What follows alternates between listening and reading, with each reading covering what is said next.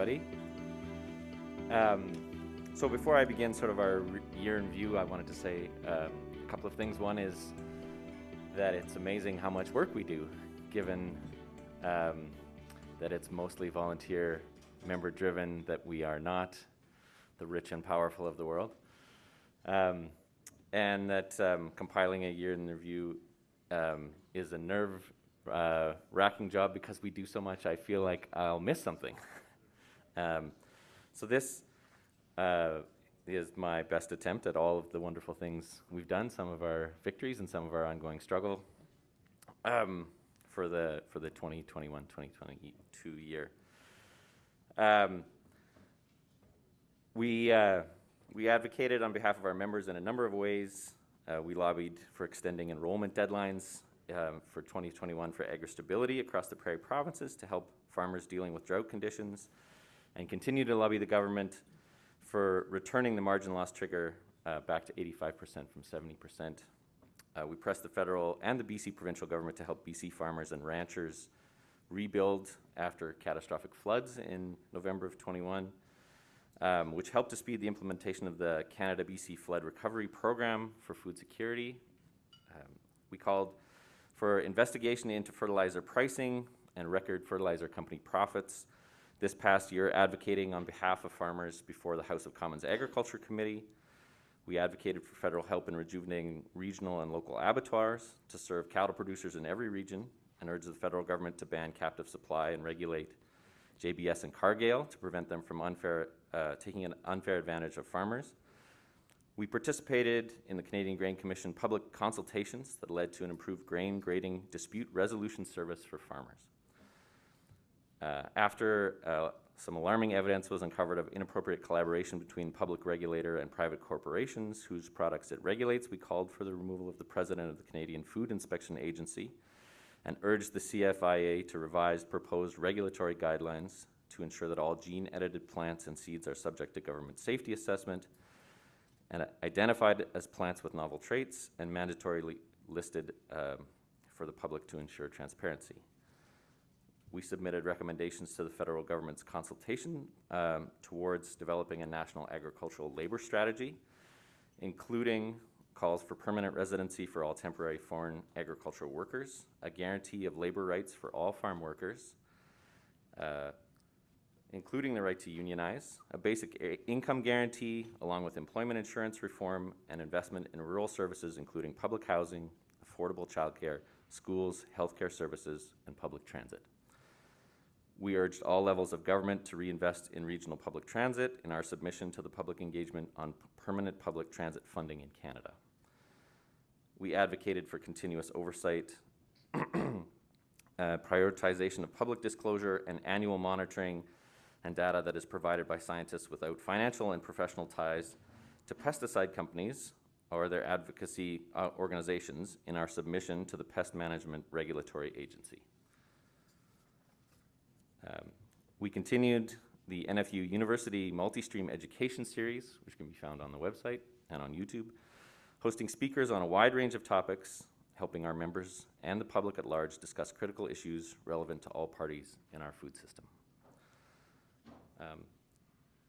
In particular, an area of policy which I have found interest is the one on climate solutions and climate policy, and we've done a tremendous amount of work in this past year on those files. In August, the NFU submitted our report, Nitrogen Fertilizer, Critical Nutrient, Key Farm Input, and Major Environmental Problem, to the federal government's consultations on its target to reduce fertilizer-related emissions, outlining the integral part nitrogen plays in food production and the harmful effects our ever-increasing volumes of use has on the climate. The report advocates for government financial and technical assistance in helping farmers optimize their fertilizer use for their net benefit, instead of maximizing use to the benefit of fertilizer companies, while helping to meet our emissions targets in Canada. We also published 2 editions of Agricultural Greenhouse Gas Emissions in Canada, a new comprehensive assessment, a singularly detailed picture of the sources of greenhouse gas emissions from Canadian agricultural production, a crucial tool for farmers and policymakers efforts to reduce those emissions. These reports build on decades of policy work by the NFU on climate change and emissions, including the influential 2019 report tackling the farm crisis and the climate crisis, a transformative strategy for Canadian farms and food systems, and Imagine If, a vision of near zero emission farm and food system for Canada. We helped further the critical policy changes necessary to mitigate the climate crisis and advocate for solutions that center farmers and farm families. We advocated for establishing a new Canadian Agricultural Resilience Agency, the CFRA, to deliver coordinated research and extension to support a just transition to profitable low-emission climate adaptation, and have worked to lobby MPs to bring forth legislation that would create such a body. This November, we published How Agricultural Policy Drives Farmland Drainage, a brief that connects the increased pressure on shelter belts and the drainage of wetlands to failed agricultural policy focused on export sales instead of net farm income, and advocates for limits on corporate agricultural profiteering, restrictions on investment speculation of farmland, and support for land stewardship practices, including land set-aside and alternative land use programs. The NFU's Climate Committee has done tremendous work facilitating these important conversations through NFU University webinars, public discussions, and advocacy work on a number of fronts. We have developed thorough analysis of climate impacts, agricultural emissions, emission-reducing practices, needed government policies, and how reducing emissions can increase farm net incomes. The NFU is also an organization that stands in solidarity internationally with peasants around the world. We're a founding member of the international peasant organization La Via Campesina, and even before the movement formed, the NFU was involved in efforts to build international solidarity. Today, we carry forward this same commitment. For us, solidarity is a relationship grounded in values of justice, democracy, and responsibility for one another and the earth. We continue to be an active member of Farmers for Climate Solutions. This coalition represents over 20 national and regional agricultural organizations and has advocated effectively for legislative policy changes that value the environment. We are an active member of CBAN, the Canadian Biotechnology Action Network, highlighting genetic engineering's implications for farmers, and we are a member of the Canadian Center a member of the Canadian Centre for Policy Alternatives Trade and Investment Research Project, working with allies to understand trade deal issues and advocate for fair trade. NFU members are also involved in the Treaty Land Sharing Network, and several members have hosted land sharing events on their farms, including our own farm this year, which was a tremendous event. And I would urge all of you to look at the Treaty Land Sharing Network. This year we offered support for Jamaican farm workers in their call for just working conditions under Canada's Seasonal Agricultural Worker Program, and reiterated our advocacy for open work permits, a functional protection system, and legal representation for SAWP workers, and the granting of permanent resident status for all agricultural migrant workers. We called on the Government of Canada to stop funding the Philippines' anti-terrorism campaigns targeting peaceful farmer protesters. We advocated in solidarity with numerous German and Canadian civil society groups to oppose the ratification of the EU-Canada Comprehensive Economic and Trade Agreement, which protects corporate interests at the expense of climate, environmental, and social action decision-making. The NFU condemned the invasion of Ukraine and supported the UN resolution ES 11-1 regarding Ukraine, agreed to by 141 signatories. We remain joined in solidarity with all organizations and governments that are working toward a swift end to this conflict. In July, Celeste Smith, our IPC co-chair, traveled to Geneva with the Via Campesina delegation for the current round of WTO negotiations. We stand in solidarity with peasants resisting the imposition of neoliberal free trade policies on peasantry around the world and to defend people's food sovereignty. Celeste also attended COP27 in Egypt this past month with the Via Campesina to advocate for climate solutions that center agroecology and food sovereignty, and to press for implementation of the United Nations Declaration on the Rights of Peasants and other peoples working in rural areas.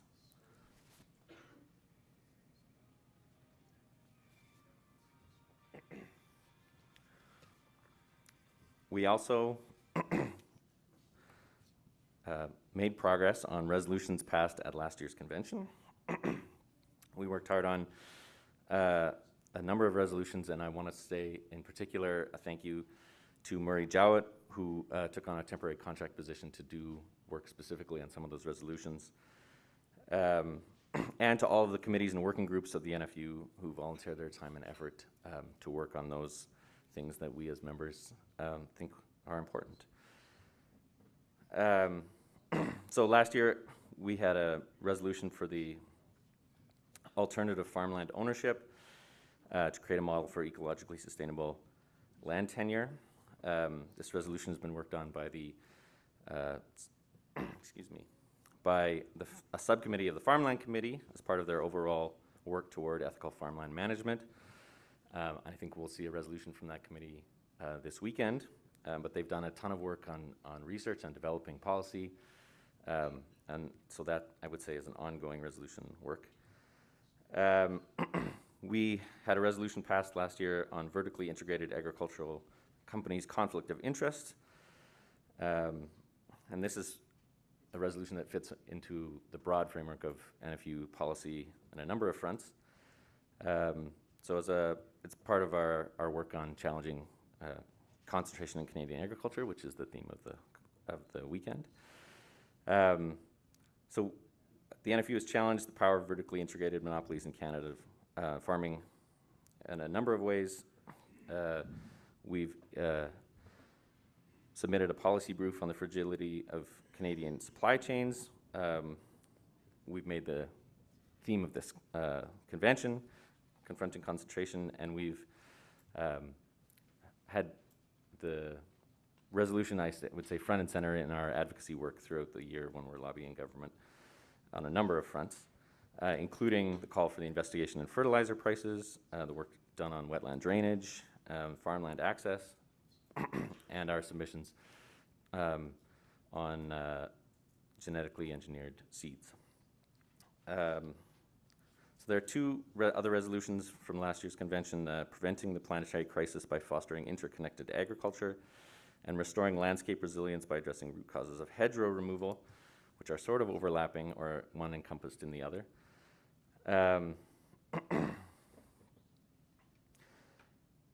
This resolution, and the spirit of this resolution, is embodied in the work by the NFU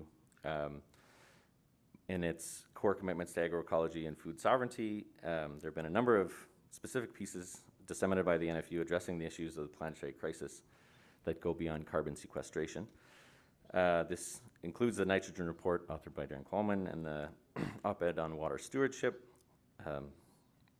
Additionally, there have been several sessions offered through NFU University detailing other related issues such as energy efficiency, retrofits and heat pumps, managed grazing, agroecology, and regenerative agriculture, which can be found on the NFU website. The resolution on life insurance and APP from last year's convention, we've lobbied government with a letter detailing the need for loans through the advanced payment program to be life insured at a reasonable cost to the producer, and the hardships faced by farm families inheriting this kind of debt.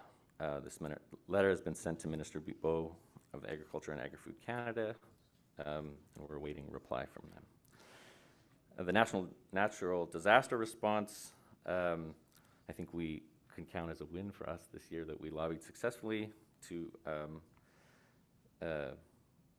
increase the speed and urgency to address the urgency of those needed funds in BC from those floods in November of 2021.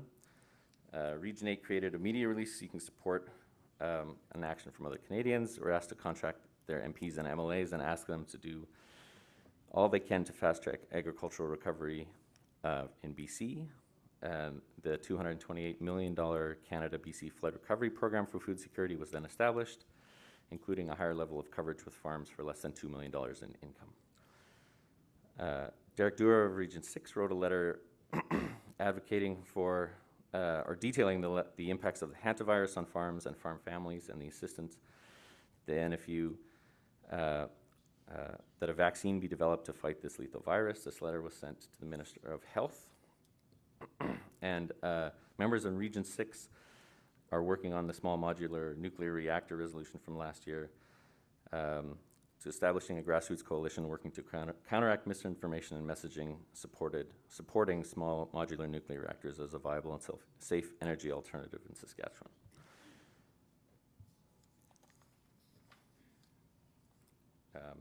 So I want to conclude by saying that I'm sure that I have missed some of the work that is more regionally focused that the NFU has done, just because I know how much we do and how much effort and enthusiasm our members put into advocacy and research and fighting the good fight, for lack of a better word. And I apologize if I have missed anything.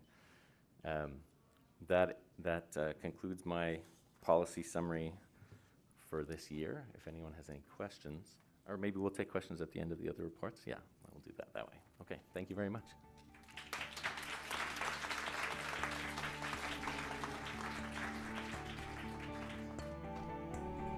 Wow, that's an amazing list.